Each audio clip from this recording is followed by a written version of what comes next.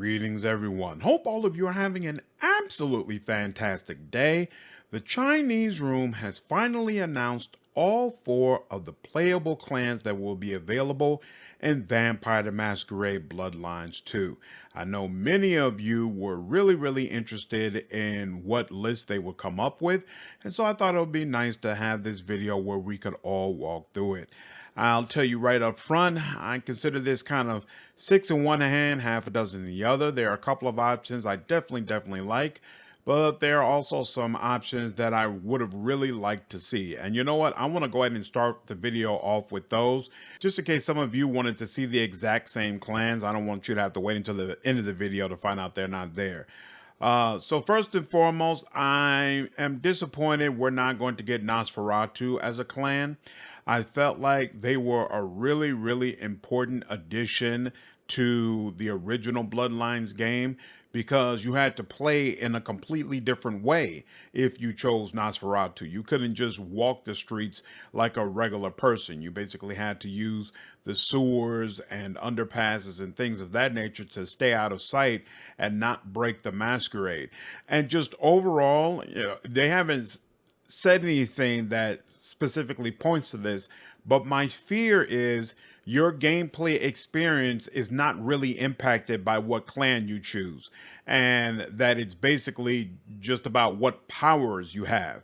Whereas in the last game, there were some clans rather, that absolutely all they did was just give you different powers, but some of them flat out changed the way that you played or provided a very different gameplay experience, and I'll be disappointed if we don't get that in the sequel. Speaking of which, the other clan that they're not going to provide access to is Malkavian. And for those of you who played as a Malkavian in the original Bloodlines, you know that was one of the most unique role-playing game experiences you could possibly have just in a game period. It was just absolutely incredible.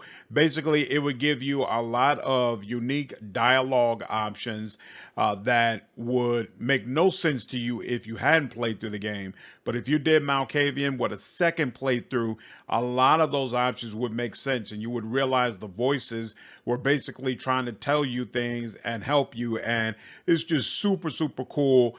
Absolutely made you feel like a complete psycho.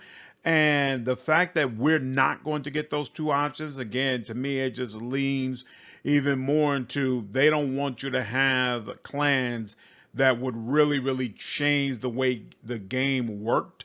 Instead, it's just supposed to be power swaps. So could be wrong. Of course, it'd be nice if I was wrong, but that's kind of the way that I'm feeling right now. And it's disappointing that we're not going to get those 2 options. That being said, like I mentioned before, I do like some of the options they provided, and let's start off with the first one, Bruja. They did announce that Bruja will be one of the available clans. So these vampires, they're all about rebellion and freedom, and everybody should be able to live in the way that they want to. And one of the reasons I really like the Bruja is that many of them are anarch, which is essentially an entirely different system and way of life than the Camarilla, which most vampires are under. So even though they didn't really get into this in the first Bloodlines, I was hoping if you are able to choose clans and if they actually change how you play the game, one of the aspects that could be explored is that dynamic between the Camarilla and the Anarchs, and you potentially being directly involved in it because you are a Bruja and because you lean more towards anarchy and rebellion, or maybe you could decide that your character for whatever reason doesn't. And so I just feel like Bruja gives you a unique view of what it's like to be a vampire, and so I really enjoy it. They've also got a punk rock aesthetic, which most people, I would say, wouldn't really associate with vampirism. So it gives you the opportunity to have kind of a unique style. And their power set is absolutely fantastic for a video game. It'll be interesting to see what powers we get for Bloodlines 2, but from a tabletop standpoint, I believe they're supposed to get celerity, potence, and presence. Celerity and potence are essentially super speed and super strength. So obviously that works very well when you're in combat. And presence is more so about having a subtle influence on people around you. So as opposed to a discipline like dominate, and which could potentially break the Masquerade, presence is considered to be an acceptable way to try to influence people around you. And so just altogether, I feel like Bruja gives you something different and unique, and they have a power set and a background that works very, very well in video games. So really happy to see them included here. The second clan that I'm really happy to see is Tremere. So Tremere are essentially scientists. They study blood, and then they use their findings to increase their own power. And basically they're flat out blood mages or blood sorcerers. And it creates a lot of distrust towards them within the vampire community, but at the same time, they are utilized heavily because they know quite a bit and they're very powerful. So again, it gives you kind of a unique take on what it's like to be a vampire, and there are a ton of different ways where this could be used from a storyline perspective. I would love to be able to do an evil playthrough as someone who is essentially known as a mad scientist who had, kidnapped people, tested their blood, tore them apart, and I got all my powers that way. And because of that, people can't ignore me, but nobody trusts me and nobody really wants to be associated with me. So that's not the way it worked in the original game. Again, in the original game, it was really just about the powers that you got. But since they're doing this sequel, it seems like there's an opportunity to flesh out the experience more. And so it'll be interesting to see what they allow you to do.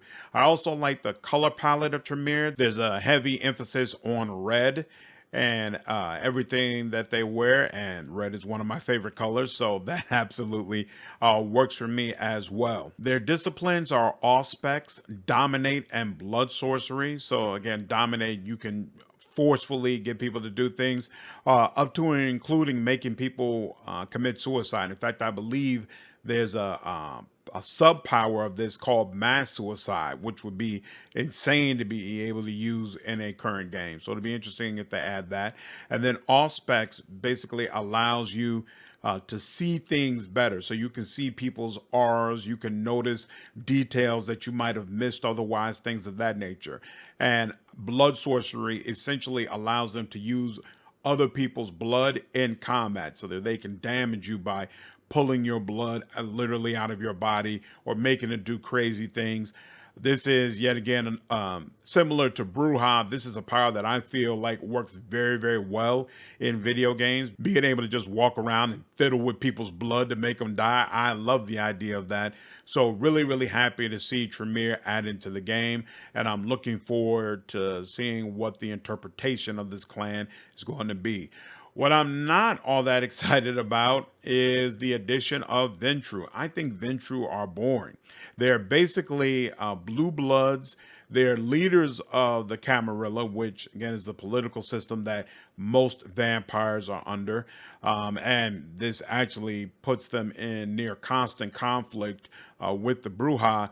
But it's basically just these old nobles in a suit who just go around ordering around everybody. This is, to me, that's not new. That's not unique. That's not providing you a way to play as a vampire that is really unique to the Vampire the Masquerade setting, right? And so to me, that's why I'm disappointed in their inclusion.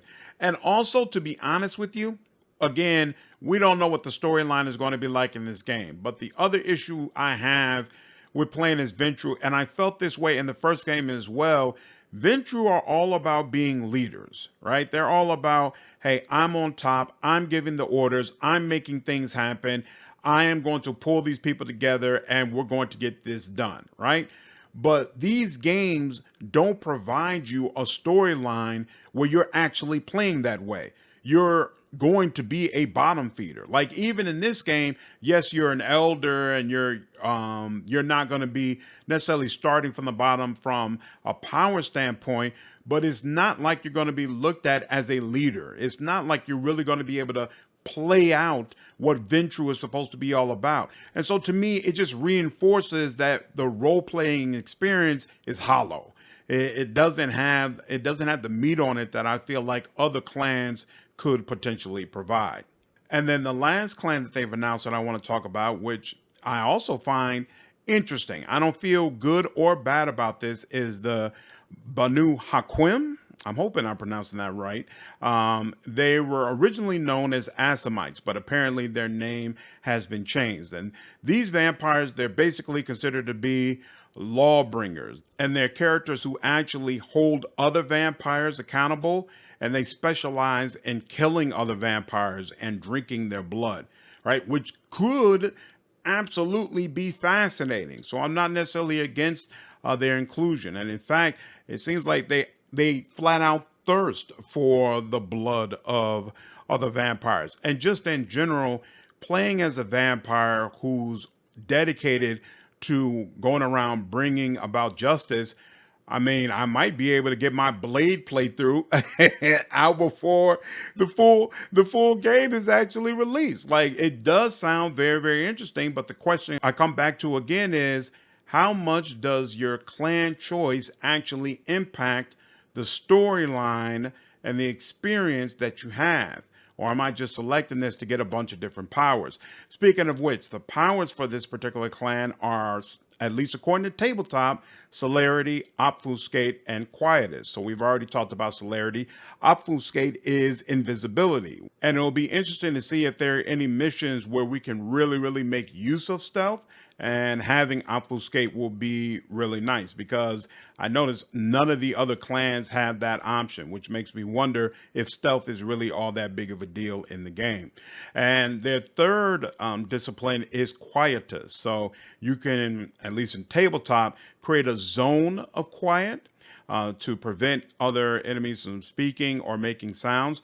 Or you can also use it to allow yourself to deal more damage towards enemies with your weapon. So all the way around, I feel like Banu Hakim could work really, really well in a video game if the role-playing aspect of it actually plays a part. So is this list good or bad? I don't think we really know yet. I've seen a bunch of people complaining. I don't like Ventrue either, but it just is what it is. 3 out of 4 isn't terrible. It'd be nice if Malkavian was in there, but I'm not going to jump out the window and say because Malkavians aren't in here, automatically this is a terrible list. But again, I keep saying this, but I feel like it's the real question.